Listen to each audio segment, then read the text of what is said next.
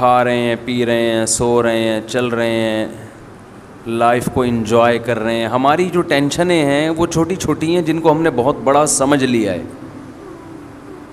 زیادہ تر لوگوں کی ٹینشنیں بتاؤں کیا ہیں؟ آپ کو یقین نہیں آئے گا. زیادہ تر لوگوں کی جو ٹینشن ہے نا وہ چیز ہے جس کو اللہ نے سکون کے لیے پیدا کیا ہے. قرآن میں آتا ہے بیوی. زیادہ تر لوگوں کے لیے کیا ٹینشن ہے؟ جو آتے ہیں نا مسائل لوگوں کے، زیادہ تر کے لیے وہ ٹینشن ہے تو بھی ٹینشن، چلی گئی تو بھی ٹینشن. تو خیر مختلف لوگوں کے ساتھ میں تو سوچ رہا ہوں اس رشتے کا نام ہی ٹینشن رکھ دوں. آپ کی ٹینشن ہو گئی؟ یعنی شادی کو ہم کیا کہیں گے؟ بھائی آج مفتی صاحب آپ سے ٹینشن پڑھوانی ہے. ٹھیک ہے، ٹینشن پڑھوانا ہے. نکاح کا نام کچھ چینج کر دینا چاہیے. حقیقت ہے یہ. اتنے مسائل آ رہے ہیں. میں کبھی کبھار بیٹھتا ہوں نا صحن میں تو کوئی بندہ آ رہا ہوتا ہے، ملنا ہے 2 منٹ، میں سمجھ جاتا ہوں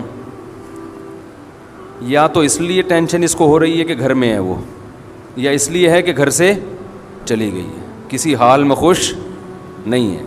تو میں سوچ رہا ہوں اس رشتے کا نام کیا رکھیں؟ ٹینشن نامہ. نکاح نامے کو ہم کیا لکھیں؟ ٹینشن نامہ. یہ نام لکھ دینا چاہیے. تو بے روزگاری کی ٹینشن ہے، بیماریوں کی ٹینشن ہے، کرونا کی ٹینشن بھی ایک مستقل چپک گئی ہے جس نے لوگوں کو ڈپریشن کا مریض بنا دیا، بہت سے لوگوں کو. کچھ دن پہلے ایک واقعہ سامنے آیا، ڈاکٹر نے مجھے خود بتایا کہ باپ کو بھی کرونا ہوا، بیٹے کو بھی. باپ بچ گیا، بیٹا مر گیا. ماں کو بھی ہوا، باپ کو بھی، بیٹے کو بھی. ماں باپ بوڑھے تھے، بچ گئے. بیٹا جوان تھا، مر گیا. ڈاکٹروں نے بتایا کہ یہ ٹینشن سے مرا ہے، اس کو کرونا کی ٹینشن نے کھایا ہے.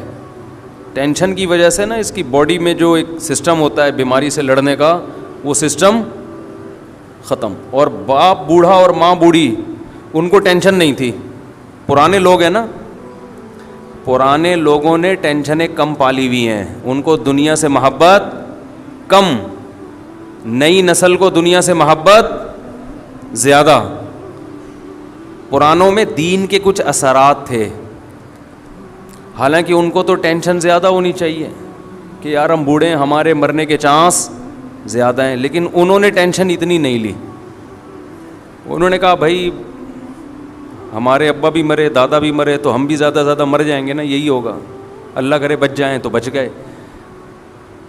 عام طور پر ینگ جنریشن کو شوق ہوتا ہے جو عیاشیاں اس نے دیکھی ہیں وہ ان کے بوڑھوں نے نہیں دیکھی. جو لائف کو انجوائے یہ کر رہے ہیں وہ ان کے بوڑھے نہیں کر رہے تھے. ان کو زندہ رہنے کا شوق زیادہ ہے.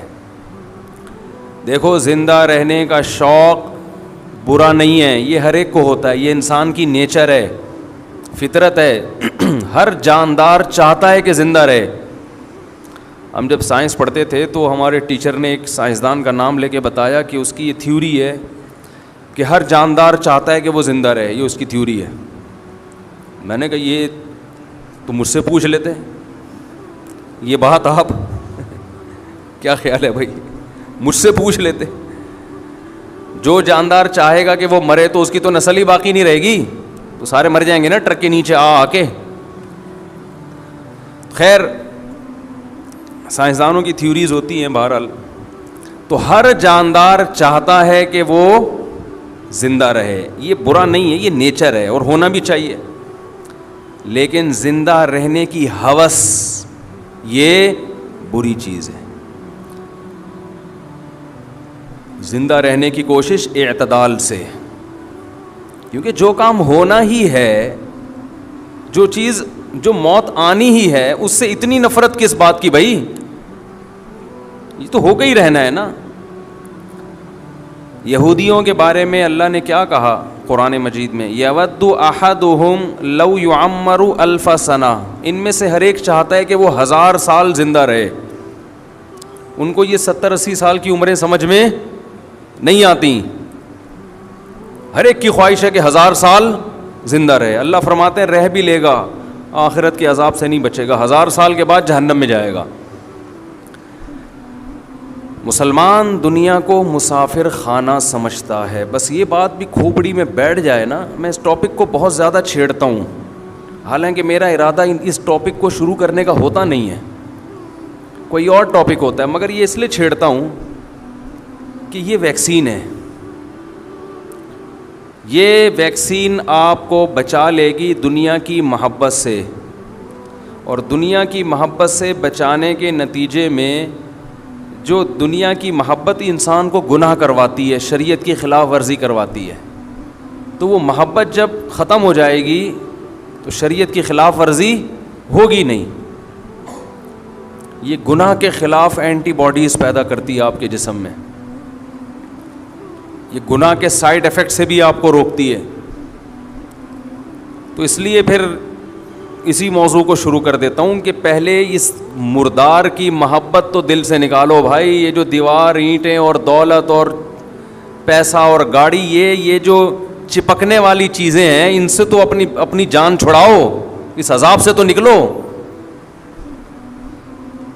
اتنا مسلط کیا ہوا ہے, پتہ نہیں کیا سمجھتے ہیں جس کے پاس پیسہ ہے وہ دنیا کا کامیاب ترین آدمی ہے, سمجھتے ہیں کہ یہ تو بہت خوش قسمت ہے. ککھ بھی نہیں ہے. مرے گا تھوڑے دنوں میں, دیکھ لینا لاش پہ چلے جانا, جنازہ پڑھنا جا کے, کیڑے دیکھنا کتنے اس کی لاش پہ ہیں, گننا کھڑے ہو کر کیڑے دیکھ رہے ہوتے ہیں. مگر جو اپنے اندر ایک جراثیم ہے نا, جرثومہ ہے دنیا کی محبت کا, پتہ نہیں یہ کس نے دماغ میں یہ بھوسا بھر دیا ہے ہمارے. یہ جو میں باتیں کہہ رہا ہوں یہ آپ کو نہیں, میں اپنے لیے بھی کہہ رہا ہوں, ہمیں بھی نصیحت کی ضرورت ہے نا. دماغ میں کسی نے یہ بھوسا بھر دیا ہے کہ یہ مرا ہے میں نہیں مروں گا. آپ کہہ سکتے ہو نہیں بھائی ایسا کوئی بھوسا نہیں ہے, ہمیں پتہ ہے کہ ہم بھی مریں گے. نہیں پتہ بھائی, یہی تو بڑا فالٹ ہے. یہ زبان پہ رکھا ہوا جملہ ہے کہ میں مروں گا, یہ دل کے اندر نہیں ہے. مجھے لوگ پھر پتہ نہیں کہ سمجھاتے رہتے ہیں یہ کرو وہ کرو. ابھی پھر میں زیادہ پرسنل معاملات میں نہیں جانا چاہتا. یہ جو میں نے ہری پگڑی میں شادی کا قصہ سنایا ہے نا, جو میرا کلپ بڑا مشہور ہوا ہے, یہ میں نے دل پہ پتھر رکھ کے سنایا ہے.